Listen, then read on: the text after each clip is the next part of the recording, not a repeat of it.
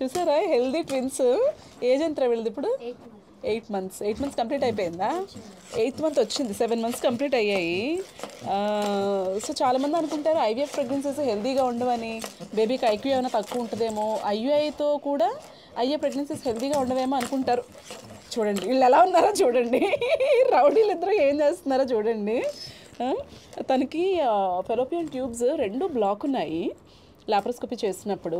So marriage ఎన్నాళ్ళు అయిందిరా మీకు? 6 years, 7 years అయిపోయింది. ఫెలోపియన్ ట్యూబ్స్ బ్లాక్ ఉన్నాయి. సో వెంటనే ఐవీఎఫ్కి వెళ్ళండి అంటే చక్కగా చేయించుకున్నారు.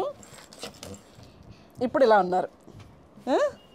సో ఐవీఎఫ్ ప్రెగ్నెన్సీస్ కూడా చక్కగా హెల్దీగా ఉంటాయి. మీకు అది అవసరము అనుకుంటే, హలో, మీకు అది అవసరం అనుకుంటే వెళ్ళండి. అనవసరపు అపోహలు అన్నీ పెట్టుకోకండి మైండ్లో.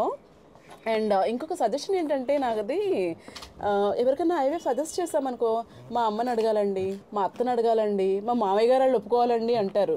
అదంతా ఇమ్మెటీరియల్.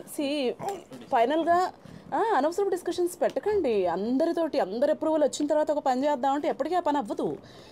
మీరు ఒకవేళ మీ ఫైనాన్సెస్ అవి మీరు చూసుకోగలరు, అరేంజ్ చేసుకోగలరు అనుకుంటే, and if your doctor says that is the only way ahead, చక్కగా ఐవీఎఫ్కి వెళ్ళిపోండి. అందరితో డిస్కషన్స్ పెట్టకండి.